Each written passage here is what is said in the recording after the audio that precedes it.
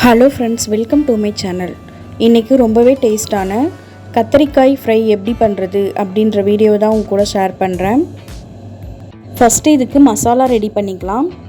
அதுக்கு அரை டீஸ்பூன் மல்லி எடுத்துக்கோங்க, 2 காஞ்ச மிளகாய் எடுத்துக்கோங்க, அரை டீஸ்பூன் உளுந்து எடுத்துக்கோங்க, 1/4 டீஸ்பூன் சீரகம், 1/4 டீஸ்பூன் மிளகு, கொஞ்சமாக பெருங்காயத்தூள் சேர்த்து அதை நல்லா ஃப்ரை பண்ணிக்கலாம். இப்போ இது கூடவே 2-3 பல் பூண்டும் சேர்த்துக்கோங்க.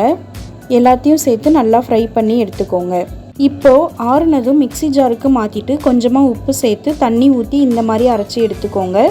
இது கூடவே 1 டீஸ்பூன் கார்ன்ஃப்ளவர், அரை டீஸ்பூன் அரிசி மாவு சேர்த்துக்கோங்க. கொஞ்சமாக எண்ணெய் ஊற்றி இந்த மாதிரி நல்லா மிக்ஸ் பண்ணி விடுங்க. இப்போது பெரிய சைஸ் கத்திரிக்காய் எடுத்து அதை நல்லா வாஷ் பண்ணிவிட்டு இந்த மாதிரி கட் பண்ணி எடுத்துக்கோங்க.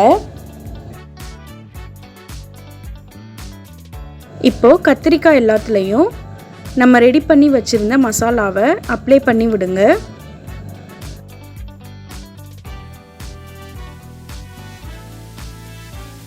எல்லாத்தையும் இந்த மாதிரி ரெடி பண்ணி எடுத்துக்கோங்க. இப்போது ஒரு கடாய் நல்லா சூடானதும் அதில் 2 டீஸ்பூன் ஆயில் சேர்த்துக்கோங்க. ஆயில் நல்லா சூடானதும் நம்ம ரெடி பண்ணி வச்சுருந்த கத்திரிக்காயை அது உள்ளே சேர்த்துக்கலாம். ஒரு பக்கம் நல்லா வெந்ததும் அடுத்த பக்கம் திருப்பி போடுங்க. இந்த மாதிரி நல்லா ஃப்ரை பண்ணி எடுத்துக்கலாம்.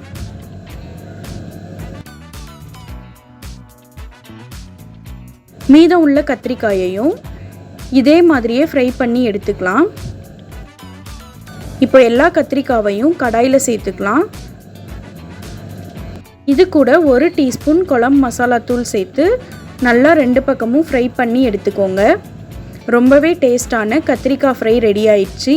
நீங்களும் இதே மாதிரி செஞ்சு பார்த்துட்டு டேஸ்ட் எப்படி இருந்ததுன்னு கமெண்ட்ஸில் சொல்லுங்கள். நான் போடுற வீடியோஸ் பிடிச்சிருந்தா லைக் பண்ணுங்கள், ஷேர் பண்ணுங்கள், கமெண்ட் பண்ணுங்கள். தேங்க்யூ.